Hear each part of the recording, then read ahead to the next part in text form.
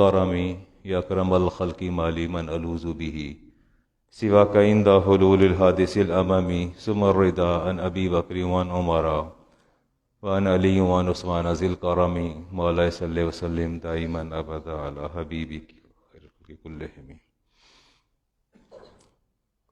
दुनिया का एक कायदा और करीना ये है कि जब बंदा इल्म हासिल करता है और किसी मनसब या किसी पोस्ट के लिए अप्लाई करता है तो उसका एक क्राइटेरिया होता है। कहीं तो आपको मुकाबले का इम्तिहान देना पड़ता है, CSS का इम्तिहान देते हैं, उसके बाद फिर देखा जाता है टॉप 10 में कौन आता है। अगर आपकी कोई टेक्निकल पोस्ट है तो आपके सामने वही पैनल बैठा होता है।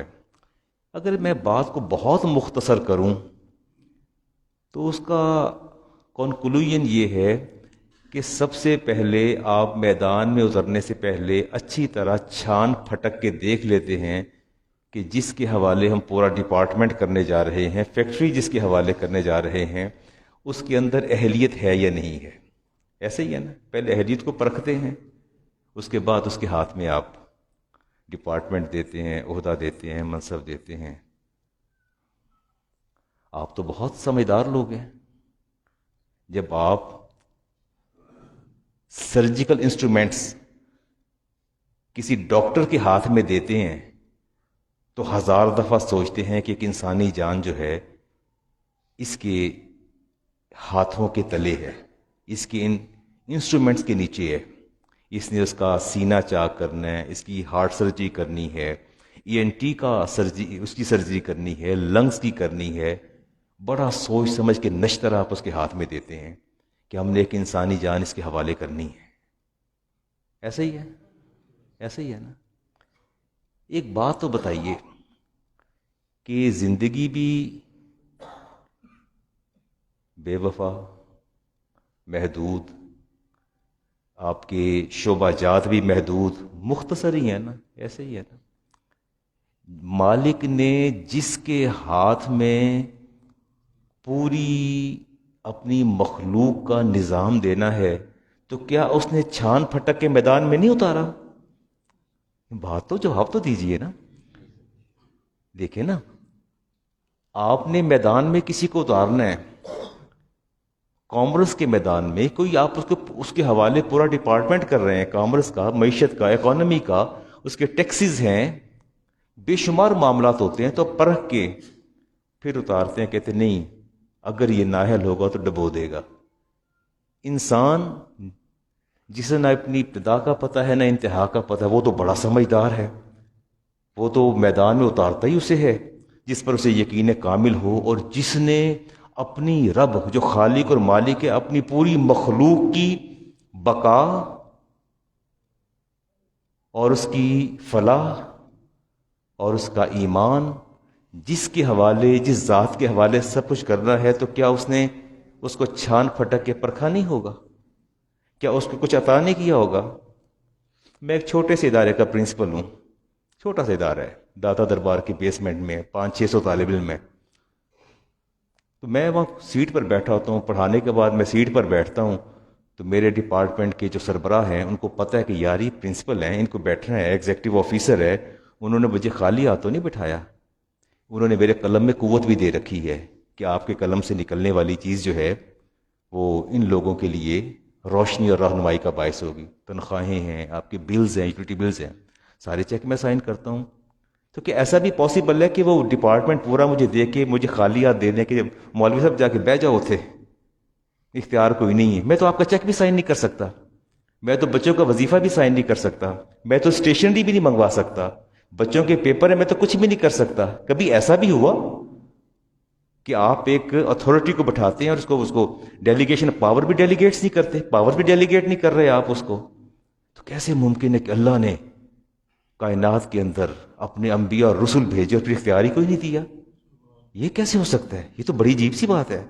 हाँ, अल्लाह रब्बुल इज़्ज़त जब जिसको मनसब नबूवत के लिए मुंतखब करता है, वो ज़ात नफ्सियाती तौर पर, रूहानी तौर पर, अकली तौर पर पूरी पूरी कौम की आंखों का तारा होती है।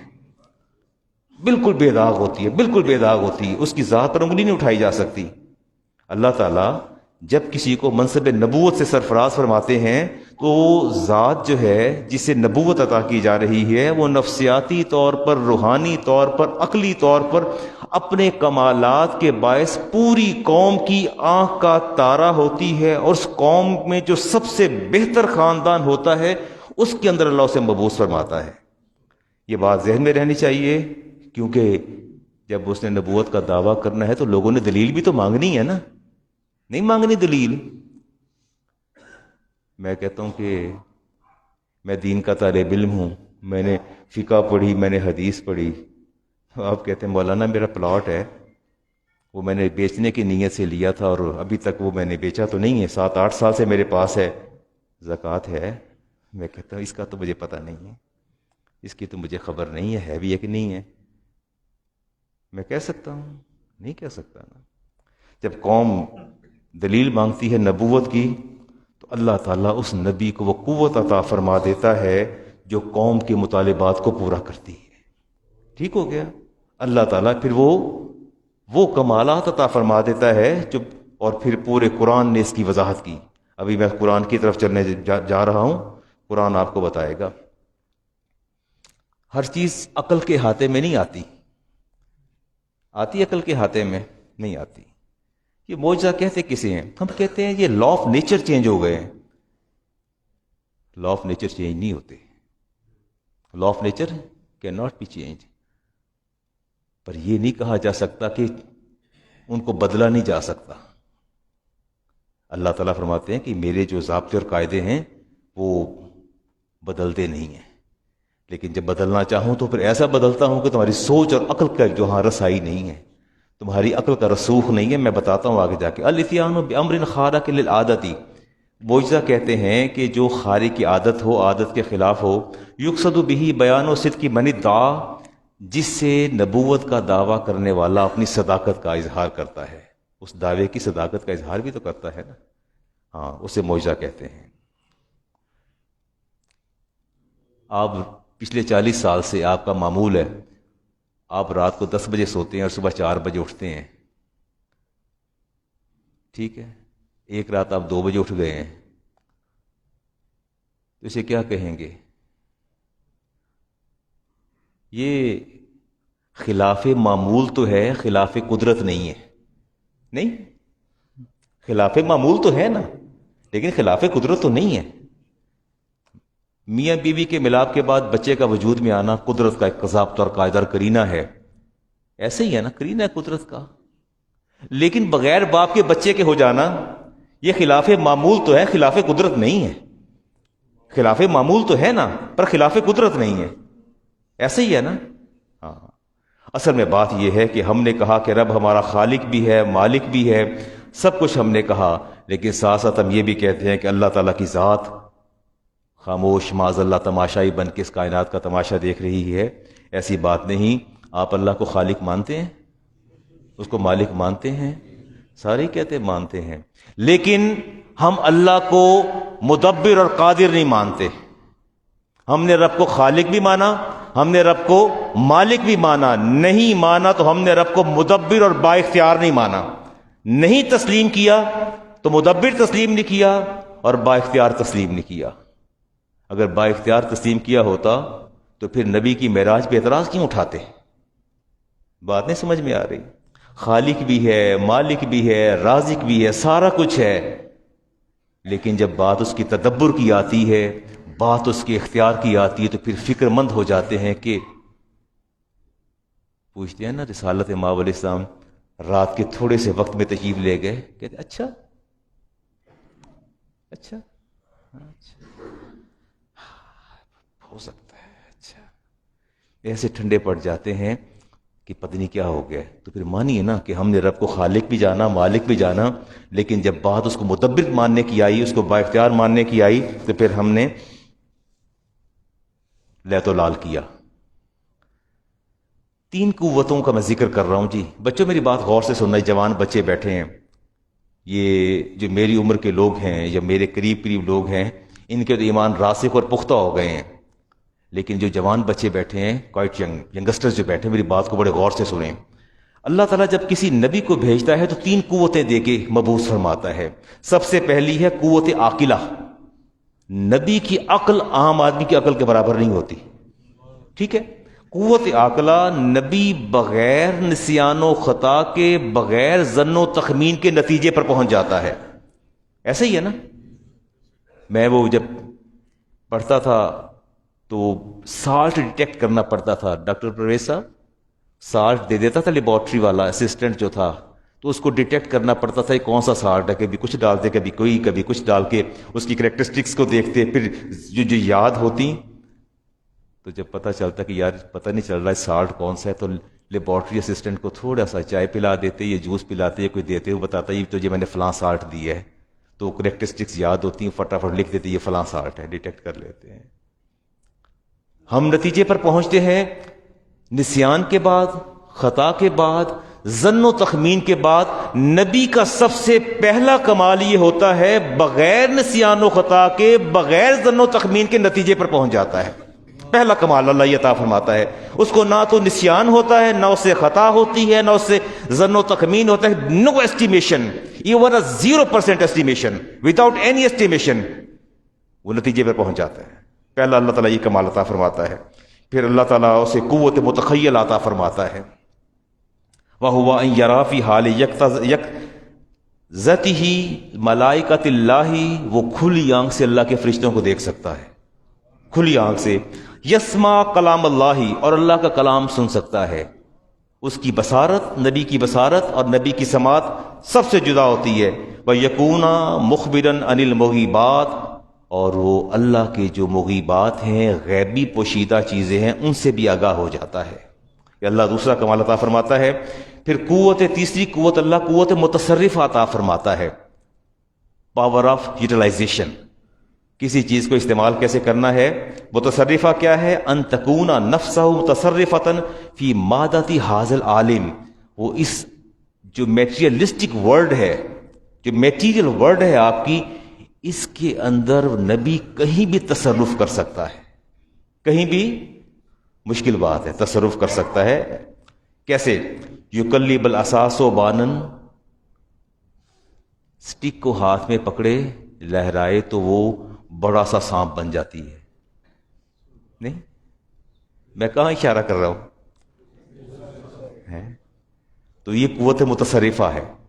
آپ یہ 100 چھڑیاں باہر سے پکڑ لینا، یہ پکڑ لے درخت لگے میں، سانپ بن جائیں گی؟ نہیں بنے گی نا. اللہ تعالیٰ اپنے نبی کو قوت متصرف عطا فرماتا ہے.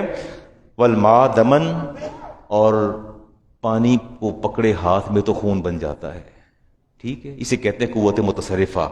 اور اشارہ کرے چاند کو تو آدھا کٹ کے ادھر اور آدھا کٹ کے ادھر. ٹھیک ہے، یہ قوت متصرفہ یہ اللہ اپنے نبیوں کو دیتا ہے، انبیاء کو طور. اور سورج غروب ہو رہا ہو تو اشارہ کرے نبی تو سورج واپس لوٹ آتا ہے. ٹھیک ہے، اسے کہتے ہیں قوت متصرفہ. اللہ تعالیٰ اپنے انبیاء کو قوت عطا فرماتا ہے، جو دلیل نبوت کے لیے جب نبی نے اپنی نبوت کا دعویٰ کرنا، لوگوں نے دلیل بھی تو مانگنی ہے نا، کہ آپ اللہ کے نبی رسول ہیں، آپ کے پاس دلیل کیا ہے. اللہ فرماتے ہیں وَلَن تَجِدَ لِسُنَّتِ اللَّهِ تَبْدِيلًا، میرے ضابطے اور قاعدے کبھی بدلا نہیں کرتے. میرے ضابطے اور قاعدے کبھی، سورۃ فاطر کی آیت ہے جی، نہیں بدلا کرتے.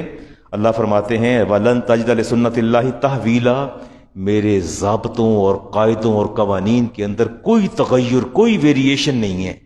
جو میں نے ایک ضابطہ مقرر کر دیا کہ جنریشن کیسے آگے بڑھے گی نکاح کے بعد، کبھی نہیں ہوگا کہ صرف مرد سے بچہ پیدا ہو جائے، صرف عورت سے بچہ پیدا ہو جائے. میں نے اس کائنات کے اندر ایک ضابطہ مقرر کر دیا ہے، قاعدہ مقرر کر دیا، قانون مقرر کر دیا ہے، لیکن جب چاہوں گا بدل بھی ڈالوں گا، جب چاہتا ہوں بدل بھی دیتا ہوں. پھر یہ بتاتا ہوں کہ بغیر باپ کی اولاد کیسے ہوتی ہے. حضرت سارہ رضی اللہ تعالیٰ عنہا، اسحاق علیہ السلام کی والدہ، جب خوشخبری آئی تو کہا یا ویلتی آلد وانا عجوز، ان سے کہا نا آپ کے یہاں بچہ ہونے والا ہے. انہوں نے کہا میں تو عاجز ہو چکی ہوں، مینسول پیریڈز میرا شروع ہو چکا ہے، سوال ہی پیدا نہیں ہوتا وہذا بالی شیخا، اور یہ شوہر میرے ہیں، ابراہیم علیہ السلام میرے شوہر ہیں۔ بیوی کو پتہ ہوتا ہے شوہر اس قابل ہے یا نہیں ہے، آیا وہ عمل تزویج سے گزر سکتا ہے یا نہیں گزر سکتا، اس عمر کے اندر ہے کہ کوئی تیسری نسل وجود میں آئے گی۔ انہوں نے کہا حاضی بالی شیخا، یہ میرے شوہر تو بالکل اس عمر سے آگے چلے گئے ہیں۔ ان ھذا لشیء عجیب، یہ بات حضرت سارہ نے بھی کی تھی، کہا تھا میری عقل کے ہاتھے میں بات نہیں آتی کہ میں بوڑھی میرا شوہر بوڑھا، کہتی ہیں آپ کیسی خبر لے کے آ گئے ہیں کہ ہمارے ہاں بچہ ہونے والا ہے۔ یہ بڑی عجیب سی بات فرشتے نے کہہ دی، جبریل سے کہا کہ یہ بڑی ان ھذا لشیء عجیب۔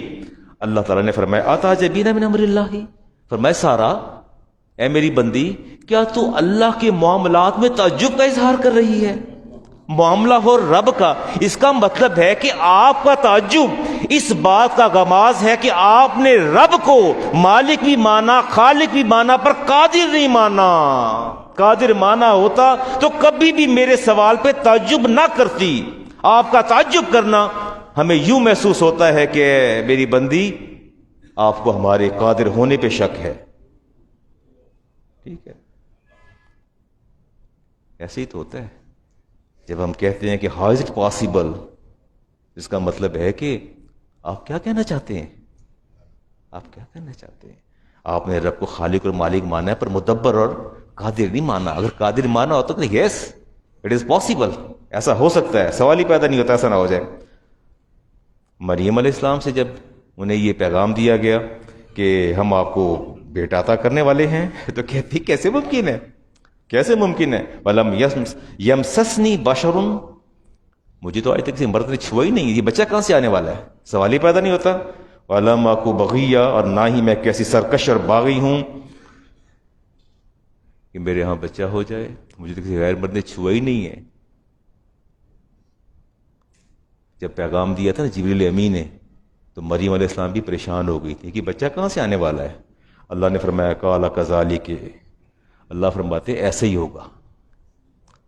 آپ نوٹ کریں، بات نوٹ کریں، انہوں نے کہا مجھے مرد نے نہیں چھوا، اللہ فرماتے چھوا ہے یا نہیں چھوا، قال کذالک، آپ کے ساتھ ایسا ہی ہوگا۔ آپ کے بعد نہ پہلے کسی کے ساتھ ہوا نہ بعد میں قیامت ہوگا، لیکن آپ کے ساتھ ایسا ہوگا، ہم آپ کو بیٹا دیں گے، دیں گی بھی صورت میں کہ آپ کو کسی مرد نے چھوا بھی نہیں ہوگا۔ قال ربک ہوا علی ہین، فرمایا یہ تو بڑی چھوٹی سی بات ہے، آپ کے رب کے لیے بڑا آسان ہے۔ اللہ کے لیے کیا، اللہ کیا فرماتے ہیں آپ کے رب کے لیے کیا ہے؟ بڑا آسان ہے۔ قادر مانا ہوتا ہم سوال تو نہ کرتے نا، ہم نے قادر ہی نہیں مانا۔ اصل بات تو یہ ہے نا، لوگ ڈیتھ بیڈ پہ ہوتے ہیں اور مجھے کہتے ہیں علامہ صاحب آخری سانس ہیں، کہتے ہیں ڈاکٹرز نے جواب دے دی ہے، سو واٹ، اللہ تعالیٰ صحت عطا فرما دے گا۔ ادھر قبر کی تیاریاں ہو رہی ہوتی ہیں، گھر میں پیغام جو ہے چلا جاتا ہے، پتہ لگتا ہے کہ 2-3 دن بعد پیشنٹ واپس صحت یاب ہو کے گھر آ گیا ہے۔ آخری وقت تک سوچا کریں نہیں اللہ قادر ہے، اللہ کیا ہے؟ قادر ہے، اس بات پر غور کیا کریں۔ عزیر علیہ السلام فاماتہ اللہ 100 عام، اللہ فرماتے ہیں ہم نے 100 سال اپنے عزیر پر موت کو طاری کر دیا، 100 سال کہتے سے سورۃ بقرہ میں۔ ثم بعثہ، پھر ہم نے دوبارہ انہیں اٹھایا، قال کم لبثت، قال لبثت یوما او بعض یوم۔ عزیر صاحب نے کہا تھا کہ اللہ نے پوچھا عزیر کتنی دیر سوئے ہیں؟ کہتے ہیں ہاف ڈے اور لیس اور مور دین ہاف ڈے۔ اللہ کیا فرماتا ہے میں نے کتنا سلایا ہے؟ 100 ایئرز۔ کتنا؟ آپ نے غور کیا؟ آپ کو جو اگر کوئی ہمارا پیشنٹ کومے میں چلا جاتا ہے، جاتے ہیں نا کومے میں لوگ جاتے ہیں، تو کومے میں جانے کے بعد وہ آپ کیا اس کی حالت کا تغیر آپ کے سامنے نہیں ہوتا؟ ناخن نہیں بڑھتے، نہیں، مونچھیں نہیں بڑھتی، داڑھی نہیں بڑھتی، ڈیکے آف باڈی، باڈی میں چینجز نہیں ہوتی ہیں نا۔ ادھر تو کچھ بھی نہیں ہوا، ادھر تو 100 سال گزرے پھر بھی کچھ نہیں ہوا۔ مفسرین کہتے ہیں کہ اصل میں اللہ تبارک و تعالیٰ نے وقت کو اپنے پیغمبر پر روک دیا تھا۔ یہی تو آپ کو ماننا ہے، یہی تو قدرت رب کی ماننی ہے کہ زمانہ گزر رہا تھا، وقت گزر رہا تھا، لیکن رب نے اپنے بندے پر وقت کو روک دیا تھا۔ وگرنہ بال بڑھ جاتے، مونچھیں بڑھ جاتی، داڑھی بڑھ جاتی، پاؤں کے ناخن بڑھ جاتے، نہ جانے کس طرح کی چینجز جو ہے باڈی کے اندر ڈیولپ ہو جاتی، تو کچھ بھی نہیں ہوا۔ مفسرین کہتے ہیں کہ اللہ نے وقت کو روک دیا، کہا میں اتنا، اللہ نے فرمایا فانظر الی طعامک و شرابک، تھوڑا پریشان ہوئے عزیر علیہ السلام کہ یہ کیسے ممکن ہے کہ میں 100 سال سویا رہا ہوں اور 100 سال سونے کے بعد کچھ بھی نہ ہوا۔ لگتا نہیں ہے، ظاہر ہے بندہ جب اٹھتا ہے اس کے ناخن، اس کی مونچھیں، اس کے بال، کپڑوں کو بھی کچھ نہیں ہوا۔ حیرت کی بات ہے 100 سال میں کپڑے خراب نہیں ہوتے، 2 دن نہیں آپ پہن سکتے، 2 دن بعد کپڑوں کی حالت کیا ہوتی ہے؟ انہوں نے اپنے لباس کو دیکھا، اپنے ناخنوں کو دیکھا تو کہا کہ یا اللہ یہ کیسے ممکن ہے کہ میں، اللہ تبارک و تعالی نے ارشاد فرمایا کہ اپنے ساتھ پڑے، اپنے کھانے کو دیکھو، طعامک و شرابک، اللہ فرماتے ہیں یہ آپ کے پاس آپ کا کھانا ہے، لم یتسنہ، یہ باسی بھی نہیں ہوا، یہ باسی بھی نہیں ہوا، یتسنہ کہتے ہیں باسی ہو جانا۔ 24 آورز کے بعد وہاں کون سے ریفریجریٹر تھے، وہاں کون سا ٹیمپریچر تھا؟ اللہ فرماتے ہیں کہ آپ کھانا لے کے چلے تھے، مشروب بھی آپ کے ساتھ تھا، ہم نے نہ آپ کے کھانے کو باسی ہونے دیا ہے، نہ آپ کے مشروب کو خراب ہونے دیا ہے۔ وانظر الی حمارک ولنجعلک آیۃ للناس، لیکن یہ سواری پر آئی، یہ سواری پر دیکھیں وہ تو ہڈیاں بھی اس کی ختم ہو گئی ہیں۔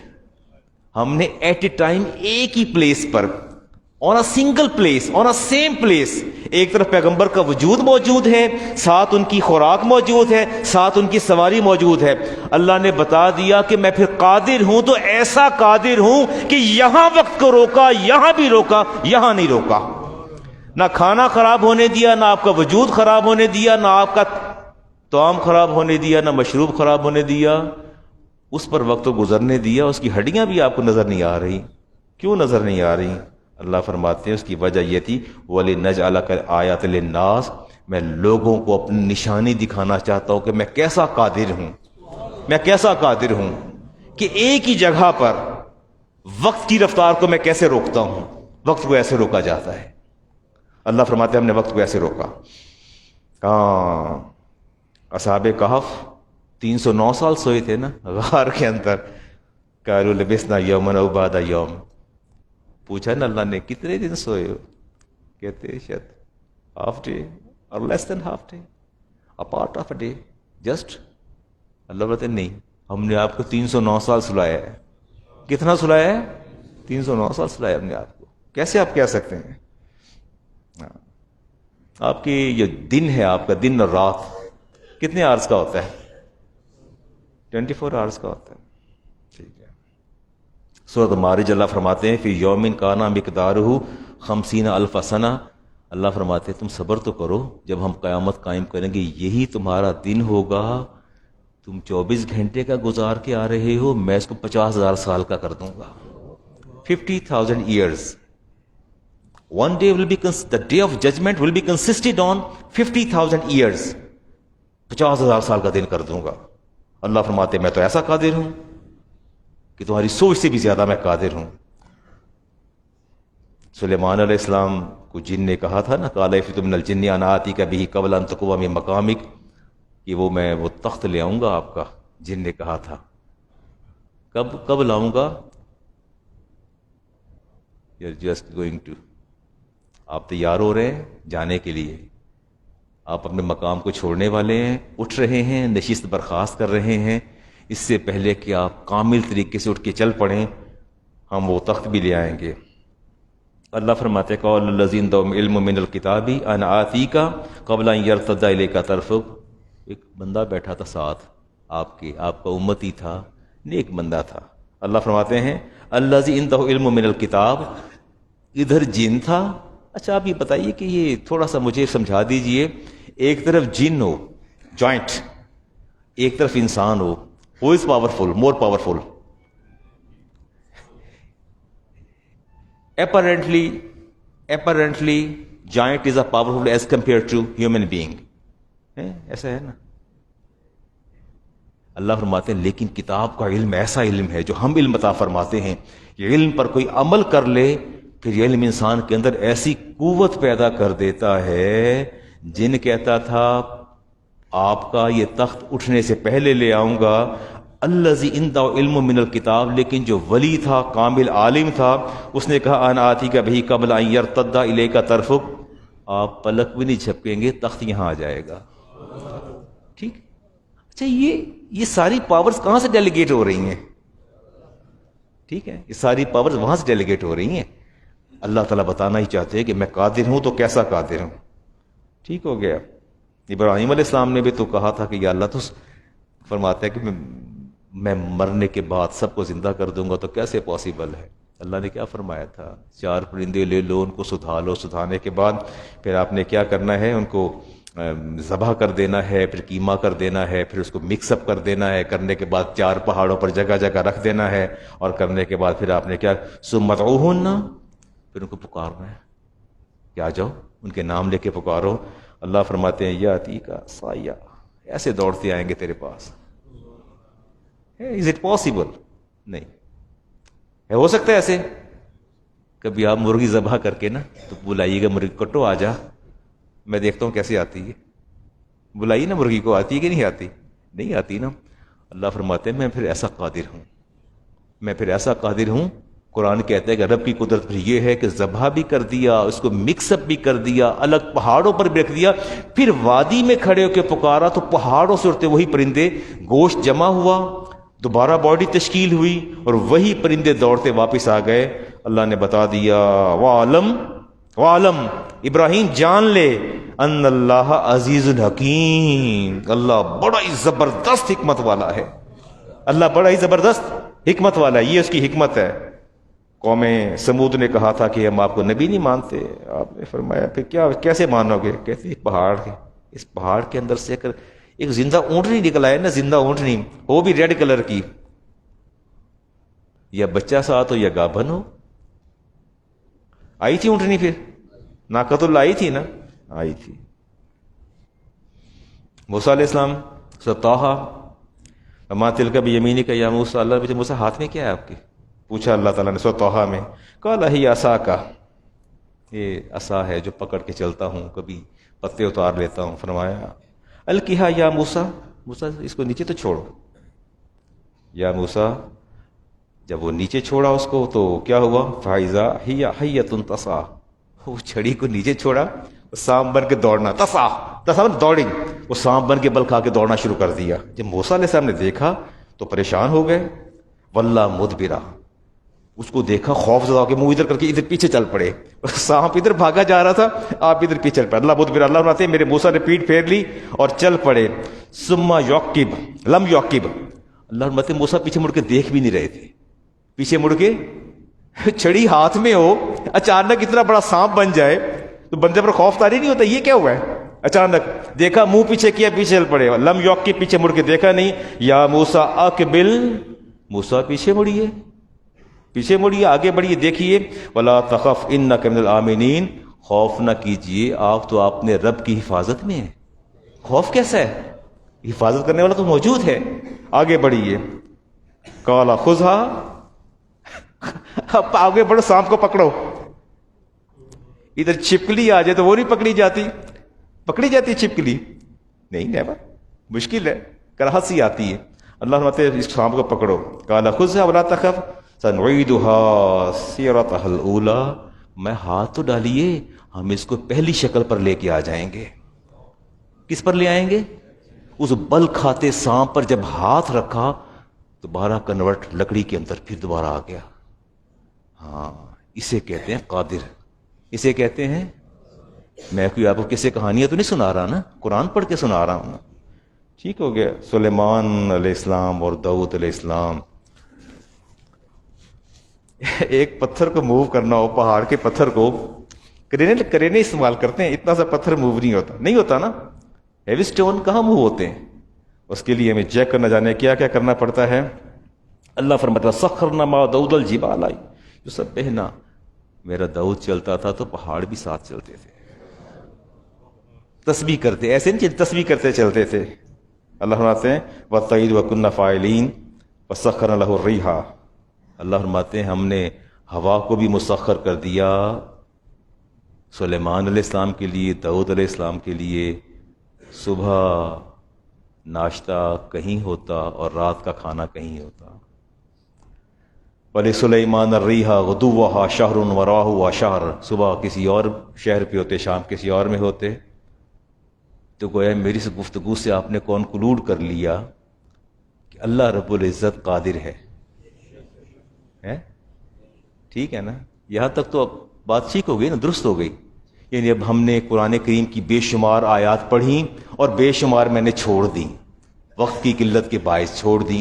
لیکن ایک پرسیپشن جو ہمارے دل و دماغ میں بیٹھی کہ رب ایسا قادر ہے، اگر صالح علیہ السلام چاہیں تو پہاڑ سے اونٹنے کو نکال لیں، ابراہیم علیہ السلام چاہیں اپنی قوم کو دکھانے کے لیے، تسلی کے لیے، اطمینان قلب کے لیے تو ذبح شدہ پرندے زندہ ہو جائیں، موسیٰ علیہ السلام چاہیں تو وہ سام بن جائے، سلیمان علیہ السلام چاہیں تو تخت آ جائیں، ہوا بھی. تو اللہ فرماتے ہیں یہ ہوا جو ہے نا ہماری، یہ سلیمان علیہ السلام کے حکم پر چلتی تھی. فرماتے رخ ادھر کرو، ہوا ادھر چل پڑتی تھی، جہاں حکم دیتے چل پڑتی تھی. عیسیٰ علیہ السلام کسی مردے پر ہاتھ رکھتے تو وہ زندہ ہو جاتا. ٹھیک ہے.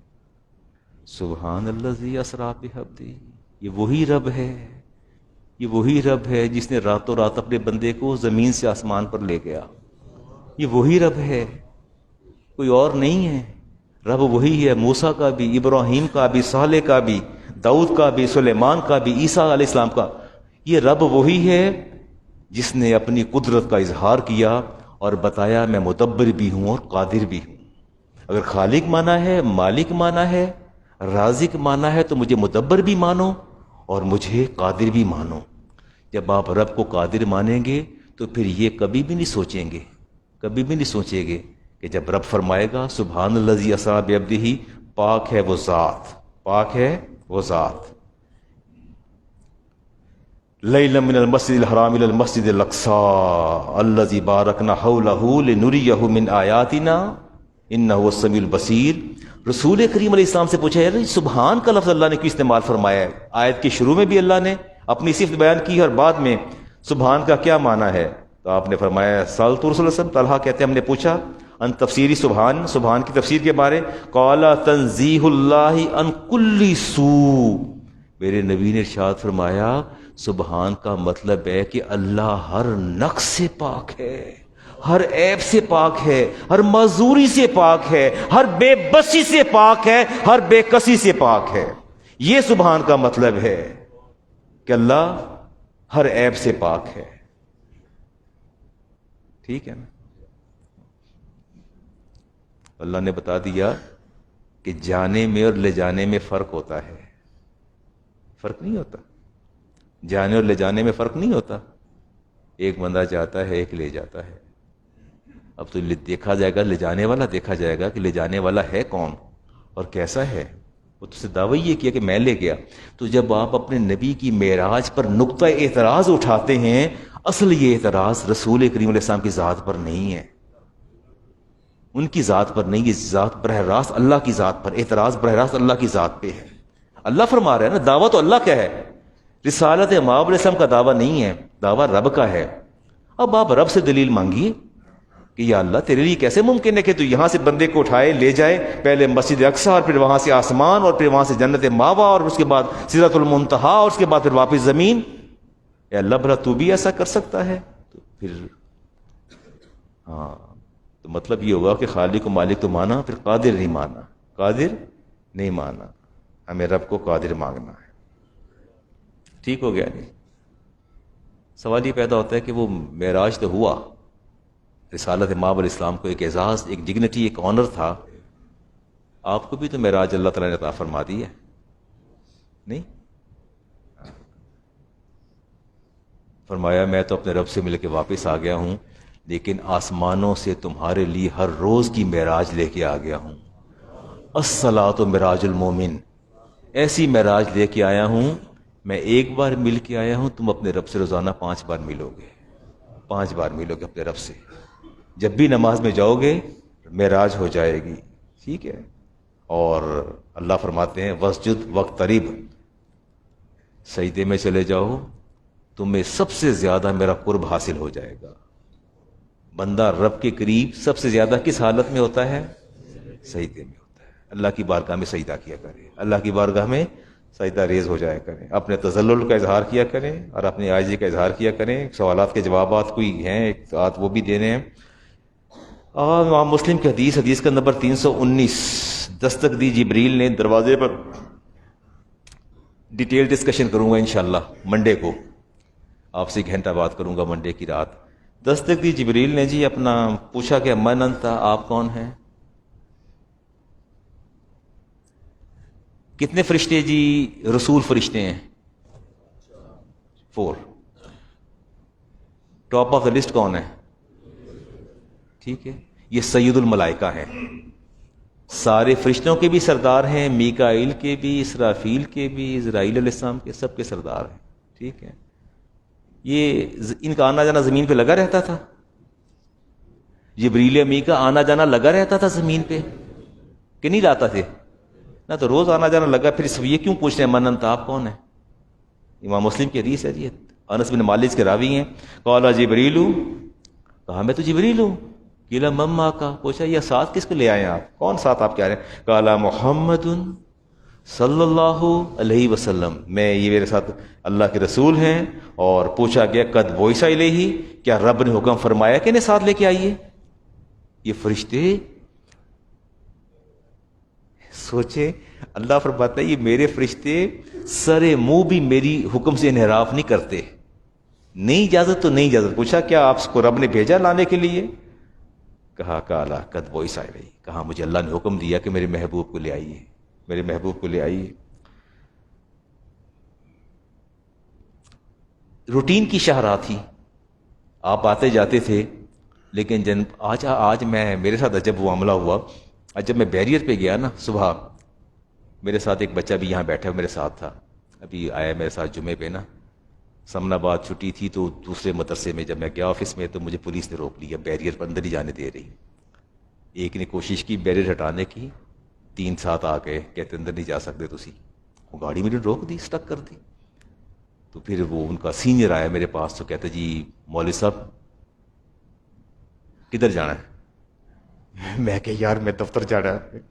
کہ تھوڑی گاڑی دا نمبر نہیں لکھے تھے، تسی اندر نہیں جا سکتے. تسی پہلے مینیجر نو فون کرو، اپنی گاڑی دا نمبر لکھواؤ. تھوڑی گاڑی دا نمبر نہیں لکھیا تسی جا ہی نہیں سکتے اندر. وہ میرا شاگرد کہتا استاد جی پولیس نے آپ کو روک لی ہے. مجھے 35 سال ہو گئے، 35 ایئرز گون، 35 ایئرز گون، نہیں جانے دیا اس سے اندر. اچانک وہ ایک سوشل سیکورٹی کا آدمی ہمارا اپنا عملہ، وہ واش روم گیا ہوا تھا، دور سے دیکھو اسے شور مچایا. وہ یہ تو پرنسپل صاحب آ رہے، گاڑی کیوں روکی ہے؟ وہ دعائیاں دیتا بھاگا بھاگا آیا. پولیس بھائی تو ہمارے پرنسپل ہیں، ان کو کیوں روک دیا آپ نے؟ اچھا کہتے تسی پرنسپل ہو؟ میں کہ جی. اچھا تو ہن سن پتہ لگ گیا، ہن ساری ڈیوٹی چینج ہو گئی نا، سن پتہ نہیں چلیا. میں کہ چلیا تیری مہربانی یار. خیر وہ میں چلا گیا. بالعموم روز کے آنے جانے والوں کو روکا نہیں جاتا، نہیں روکا جاتا نا. یہ معمول کی شرح نہیں تھی. ہمارے محدثین یہ کہتے ہیں، وہ کہتے ہیں اصل میں بات یہ ہے کہ اللہ تبارک و تعالیٰ نے اپنے محبوب کے لیے معمول کی شاہراہ سے ہٹ کے کوئی دوسری شاہراہ مقرر فرمائی تھی جس کی وجہ سے روکا گیا، اور یہ عزت و کرامت کی شاہراہ تھی. عزت و کرامت کی شاہراہ تھی. دروازہ جبریل کے لیے نہیں کھلا، دروازہ کھلا ہے تو نام مصطفیٰ پہ کھلا ہے. دروازہ کھلا ہے تو نام مصطفیٰ پہ کھلا ہے. ان کے پر نام پر تو انکار کر دیا فرشتوں نے. اور آگے محدثین کہتے ہیں کہ بات یہ ہے کہ ہم اس نتیجے پر پہنچے ہیں کہ عزت و کرامت کا کوئی بھی دروازہ نام محمد کے بغیر نہیں کھلتا. شرف و کرامت کا، عزت و کرامت کا، بزرگی کا، توبہ کا، ایمان کا، اسلام کا کوئی دروازہ بھی نام محمد کے بغیر نہیں کھلتا. Am I right؟ نہیں کھلتا نا، پکی بات ہے نا. ہاں اللہ فرماتے ہیں توبہ بھی قبول کروں گا اس وقت جب تم میرے نبی کے در پر حاضر ہو کے اور وہ آپ کی سفارش کریں گے تو پھر ہم آپ کی توبہ بھی قبول کر لیں گے. ٹھیک ہو گیا جی. چلیں ایک بات اور کر کے پھر بات کو ختم کر دیتے ہیں جی. دروازہ قبولیت کا ہو. اچھا شفاعت کا دروازہ بھی، جنت کا دروازہ بھی، قبولیت کا دروازہ بھی، توبہ کا دروازہ. اچھا میرے پاس اتنا وقت نہیں کہ میں ایک ایک حدیث اور آیات آپ کے سامنے رکھوں، ٹاپک سے ہٹ جاؤں گا. لیکن اتنا سن لیں کہ کوئی بھی عزت و کرامت کا، شرافت کا، بزرگی کا، اللہ کے قرب کا کوئی دروازہ بھی رسول کریم علیہ السلام کے نام کے بغیر نہیں کھلنا۔ ساری زندگی لا الہ الا اللہ پڑھتے رہیں، مسلمان ہو جائیں گے؟ یا ہی نام مصطفیٰ لیں گے ساتھ بھی؟ میں کوئی بچہ یہاں بیٹھا ہے میرے ساتھ ہے، دوسرا بچہ، 2-3 بچے میرے ساتھ آتے ہیں، وہ لڑکی تھی، وہ انہوں نے کہا جی نکاح پڑھا دے، نکاح پڑھا دے۔ میں کہ لڑکی کو بلاؤ تو صحیح، کرسچن ہے، وہ سیاٹل کوئی میرا خیال ہے امریکہ کی کوئی اسٹیٹ ہے، یہ کیا مجھے نہیں پتا، وہاں سے وہ بچی تھی، تو کہتے نکاح پڑھانا، بولا ہمارے جاننے والے تھے، محلے دار تھے، نکاح پڑھانا ہے، میں کہ لے آئے، تو میں کہ بچی کو ملوا دیں، تو کہتے نہیں وہ بچی ابھی آ رہی ہے۔ خیر وہ آئی بچی، میں نے پوچھا، کہتے بٹھائے میرے سامنے، کہ جیسے مسلمان ہو گئی ہے۔ تو میں نے کیا نام ہے؟ اس نے اولنڈرا نیونو کوئی نام اس نے اپنا بتایا۔ تو میں کہ why don't you change your name? Name کیوں نہیں چینج کیا؟ What is your belief about the holy prophet peace be upon him? کیا آپ کا سیکٹ ہے، کیا بلیف ہے آپ کا میرے نبی کے بارے؟ میں نے 1 2 3 4 کوشچن کیے، تو وہ کہنے لگے بہت اللہ مسا بہت سوال نہ کرو۔ میں کیوں؟ کس نے کلمہ پڑھایا ہے؟ کیسی آپ ہی پڑھا لے؟ میں کچھ بتایا بھی ہے کہ نہیں بتایا؟ میں کلمہ پڑھایا، کچھ بتا بھی تو دینا اس کو۔ اللہ کی پناہ مانگے، اللہ کی پناہ مانگے، کوئی دروازہ بھی نام محمد کے بغیر نہیں کھلتا صلی اللہ علیہ وسلم۔ بس ایک آخری بات کر کے جی میں بات کو سوئچ کرتا ہوں۔ جی یہ سدرۃ المنتہا کا لفظ قرآن میں آیا ہے، do you know what kind of place is it? یہ کیا ہے ذکر سورہ نجم سدرۃ المنتہا کا؟ ہے نا ذکر؟ تو یہ کیسی پلیس ہے، کیسی جگہ ہے؟ ہاں، فالمنتہا حینئذ موضع لا یتعدہ ملک ولا یعلم ما وراء، یہ ایسی جگہ ہے جس سے آگے شہیدوں کی روحیں بھی نہیں جا سکتی اور جس سے اوپر کوئی فرشتہ بھی نہیں جا سکتا۔ احد والیہ ینتہی ارواح الشہداء، شہداء کی روحیں بھی وہیں جا کے رک جاتی ہیں۔ یہ وہ جگہ ہے، ایک بیریئر ہے، سدرۃ المنتہا 6 آسمان پر ہے۔ احادیث میں آتا ہے، قرآن نے اس کا اللہ نے ذکر فرمایا، نیچے والے فرشتے جاتے ہیں، یہاں جا کے رک جاتے ہیں بیریئر پر، اوپر سے نیچے آتے ہیں، نیچے والے اعمال یا جو پیغام وہاں پہ دیتے ہیں اوپر والے ریسیو کرتے ہیں، اوپر والے اوپر چلے جاتے ہیں، نیچے والے نیچے چلے جاتے ہیں۔ امام مسلم کی حدیث کا نمبر 329، راوی عبداللہ ابن مسعود رضی اللہ تعالیٰ عنہ، قال النبی علیہ السلام ہی فی السماء السادسہ، فرمایا صحابہ یہ 6 آسمان پر سدرۃ المنتہا ہے، ینتہی ما یعرج بہ من الارض، جو زمین سے جاتا ہے وہاں جا کے رک جاتا ہے، ویقبض منہا، اور اس سے چیزیں ریسیو کر لی جاتی ہیں، وَإِلَيَّ يَنْتَهِي مَا يَهْبِطُ بِهَا مِنْ فَوْقِهَا، جو اوپر سے آتا ہے وہ جا کے وہیں ہینڈ اوور کرتا ہے، کرنے کے بعد يُقْبَضُ مِنْهَا، اسے بھی لے لی جاتی ہیں۔ اٹ از اے پلیس جہاں چیزیں ریسیو بھی کی جاتی ہیں، دی بھی جاتی ہیں۔ اوپر والے اوپر نہیں جا سکتے، نیچے والے اوپر نہیں جا سکتے، اوپر والے نیچے نہیں آ سکتے۔ It is a barrier, it is a limit, it is a boundary that was built by the Allah Almighty۔ یہ وہ حد اللہ نے مقرر کر رکھی ہے۔ کس نے مقرر کی حد؟ میں نے امام مسلم کی حدیث پڑھی ہے، میں نے ساتھ حدیث کا نمبر بھی بتا دیا ہے۔ ٹھیک ہو گیا؟ کوئی آپ کے لیے بھی پیغام ہے؟ ہاں، آپ کے لیے پیغام ہے، اللہ نے یہ آپ کو پیغام دیا ہے۔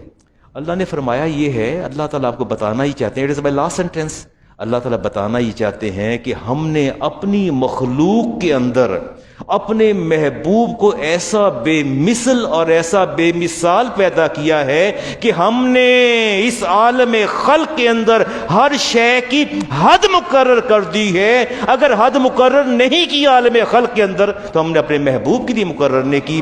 وہ جا بھی سکتے ہیں، آ بھی سکتے ہیں، ان کے نہ جانے پہ پابندی ہے نہ ان کے آنے پہ پابندی ہے۔ ہم نے اپنی خلق کے اندر، اپنی مخلوق کے اندر اپنے محبوب کو ایسا بے مثل اور بے مثال پیدا کیا۔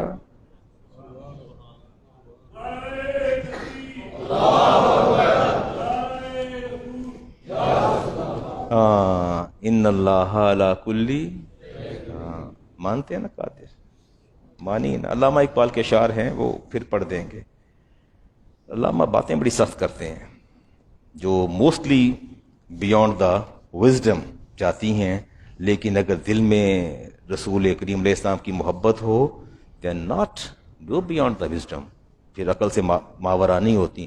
علامہ اقبال کہتے ہیں عبد دیگر عبدہ چیز دیگر. اللہ نے فرمایا سبحان الذی اسریٰ بعبدہ، ہم نے اپنے کامل بندے کو اپنے ساتھ لے گئے، ہم لے گئے. فَأَوْحَىٰ إِلَىٰ عَبْدِهِ مَا أَوْحَىٰ، اللہ فرماتے ہیں میں نے وحی کی کس کی طرف؟ عبدی، اپنے بندے کی طرف وحی کی، بندہ خاص کر وحی کی. وہ کہتے ہیں عبد اور چیز ہے، عبدہ اور چیز ہے، فرق ہے دونوں کے اندر. کہتے ہیں ما سرا این سرا پا انتظار او منتظر، عبدہ سے مراد وہ ہے جہاں رب انتظار کرنے والا ہے اور ذات مصطفیٰ منتظر کے مقام پہ جس کا انتظار کیا جا رہا ہے. ہم بات کریں گے جی، اس کی ڈیٹیل ڈسکشن کریں گے انشاءاللہ. باہر بورڈ لگا، فلیکسز لگے ہیں منڈے کو انشاءاللہ عشاء کے بعد. اگر آپ تشریف لائیں گے تو ضرور میں آپ سے ہم کلام ہوں گا. آپ بڑے دانا لوگ ہیں. میں ابھی کل ہی کسی سے بات کر رہا تھا، کہتے ہیں علامہ سے معراج کے بارے میں بہت سی چیزیں. میں کہ بہت سی چیزیں کیا مراد ہے؟ میں کہ آپ کے سائنٹسٹ بڑے پاورفل ہیں، بڑے دانا ہیں. وہ سیٹلائٹ چھوڑتے ہیں سیٹلائٹ آربٹ میں گھوم رہے ہیں، سیٹلائٹ آپ کے دنیا کی خبریں دے رہے ہیں. بڑی یار طاقت ہے آپ لوگوں میں، آپ کے سائنٹسٹ میں بڑی طاقت ہے، قوت ہے. نہیں سیٹلائٹ کیوں علی؟ آربٹ کے اندر گھوم نہیں رہے سیٹلائٹ؟ ہاں تو گھوم تو رہے ہیں، خبریں دیتے ہیں نا دنیا کی. بڑے قادر ہیں آپ ہیں. اپنے بڑا ناز ہے کہ ہم عقل اور شعور اور ہم ترقی کی میدان اس مقام پر پہنچ گئے کہ آج ہمارے سیٹلائٹ. اب تو سنا ہے اسپیس کے اندر بھی جنگ شروع ہو جائے گی، وہاں بھی ان کا تصادم اور کلین اور کانفلکٹ شروع ہوگا. یہ میرے ٹاپک سے ریلیٹڈ نہیں ہے، کروں گا بات انشاءاللہ، اس پر بھی بات کروں گا. اللہ قادر ہے، اللہ قادر ہے، مدبر بھی ہے اور قادر بھی ہے. جب چاہے تدبیر بھی فرماتے ہیں اور کرتے ہیں. یہ کویسچن تھا لاسٹ ٹائم میں نے چھوڑا تھا، as if these needy people have fulfilled their need from some other. وہ کہتے ہیں ہیلپنگ ہینڈ. کہتے ہیں جی کسی بندے کے لیے پیسے اکٹھے کیے تھے زکوٰۃ سے، کلیکشن کی تھی زکوٰۃ سے، اس کو دینے تھے. آپ یوں سمجھیے، میں اپنی مثال دیتا ہوں کہ مولانا بدر الزمان جو ہے ڈیزرونگ پرسن ہے اور اس کے لیے زکوٰۃ اکٹھی کی گئی دینے کے لیے، لیکن کوئی اور اٹھا، انہوں نے بدر الزمان کی نیڈ کو پورا کر دیا. اور وہ زکوٰۃ کے پیسے ہمارے پاس ہیں، کسی اور ہیلپنگ ہینڈ نے میری نیڈ پوری کر دی. Can we pay that collected amount to any other needy person? You are not allowed to pay this amount any other needy person. You are not allowed, you haven't any right to hand over this amount to any other person. جو زکوٰۃ آپ نے میرے نام پہ اکٹھی کی ہے، مجھے دینے کے لیے آپ نے زکوٰۃ اکٹھی کی ہے، وہ آپ کسی اور کو نہیں دے سکتے. آئدر میری نیڈ پوری بھی ہو گئی تب بھی آپ کسی اور کو نہیں دے سکتے. You are just agent. آپ ایجنٹ ہیں اور وکیل ہیں. امین ہے، وکیل ہے، ایجنٹ ہے. زکوٰۃ آپ کو دی گئی میرے نام پہ، آپ مجھے ہی دیں گے. اب آپ نے دیکھنا یہ ہے میری نیڈ کسی اور نے پوری کر دی ہے. اب آپ یہ دیکھیے کہ اگر اب بھی میں صاحب نصاب نہیں ہوا تب بھی آپ زکوٰۃ مجھے ہی دیں گے. تب بھی زکوٰۃ آپ کیا کریں گے؟ اگر میں صاحب نصاب نہیں، اور اگر میری نیڈ پوری ہونے کے بعد میں صاحب نصاب ہو گیا تو پھر آپ کیا کریں گے؟ پھر وہ آپ زکوٰۃ واپس جس سے کلیکٹ کی ہے اسے واپس کریں گے. کیا کریں گے؟ آپ کو اس میں تصرف کا اختیار نہیں ہے. تصرف کا، یا اسے پہلے پوچھ لیں کہ یار میری گل سن، جے انہوں لوڑ نہ پے تو میں کسی ہور نو دے سکنا؟ اسے پوچھ لیں. اگر وہ الاؤ کرتا ہے، اجازت دیتا ہے، تو پھر آپ جو ہے اس کو دیکھ لیجیے. ادروائز آپ نہیں دے سکتے، آپ کو اس کو واپس کرنا ہوگا. ٹھیک ہے، بس ایک بات آپ. اور بھی بہت فریکوینٹلی کویشچن آتا ہے جی، کہتے ہیں جی موبائل کے اندر ہماری اپلیکیشنز ہیں. جی شکیل صاحب، موبائلز کے اندر اپلیکیشنز ہیں، سافٹ ویئر ہیں، اسلام 360 کا، قرآن کریم کا، ڈفرینٹ سافٹ ویئرز ہیں، اور ان سافٹ ویئرز کے اندر قرآن کریم ہے. اور اگر قرآن کریم کو موبائل کو زمین پر رکھیں، واش روم میں لے کے چلے جائیں، تو کیا یہ بے ادبی ہوگی اگر قرآن کریم پڑھا جائے موبائل کھول کے؟ کوئی آپ بھی رائے دیں گے مجھے اس پر؟ افتخار صاحب صحیح فرما رہے ہیں. اچھا، یہ ادب اور بے ادبی کا دور و مدار عرف پر ہوتا ہے. یہ جو سیلف جنریٹڈ سینکٹیٹی ہوتی ہے نا، خود بخود ایک اپنا کریٹ کر لیتے ہیں. مجھے کسی نے کہا مولانا یہ آپ نے مدرسے کے باہر ڈٹائل لگوائی، اس پر تو آیات لکھی ہوئی ہیں، حدیث لکھی ہوئی ہیں، تو بڑا گناہ اور جرم کیا آپ نے، یہ تو آپ نے اب قبر اپنی خراب کر لی. میں نے کیسے خراب کر لی؟ کہنے لگے جی مولانا آپ نے ایسے خراب کر لی، بارش برسے گی اور پانی بہے گا اور نیچے اترے گا تو لوگوں پاؤں کے نیچے آئے گا، تو بڑا سخت گناہ ہو جائے گا. تو میں کہ پورا بیت اللہ کھڑا ہے تو روز بارش برستی ہے تو وہاں نہیں ہوتا. تو میں نے کہا روز رسول سے بارش ہوتی پھر وہ قدموں تو نہیں جاتا پانی. دس از سیلف جنریٹڈ سینکٹیٹی. یہ خود بخود ہی اپنے آپ ہی پیدا کر لیتے ہیں. مجھے تو سمجھ نہیں آتی. سارے مفتی ہیں جی. اس پر ہوتا ہے جس کا انحصار جو ہوتا ہے نا موبائل فون کے اوپر، یہ جو آپ کی اسکرین، ہاں اگر اسکرین پر ظاہر ہو رہا ہے، آپ کا ڈسپلے ہو گیا، یعنی موبائل ہے اس کے اوپر قرآن کریم ڈسپلے ہو رہا ہے، پھر رکھنا مناسب نہیں ہے، پھر رکھنا مناسب نہیں ہے۔ اور آپ بھی تو کہتے ہیں اکثر کہ یار حافظ سینے چ قرآن ہے، نہیں کہتے؟ نہیں کہتے تو خود تو آپ فرماتے ہیں کہ یاری قرآن حافظ قرآن ہے، اس کے سینے کے اندر قرآن ہے، تو جس کے سینے میں قرآن ہے وہ کچھ نہیں کرتا؟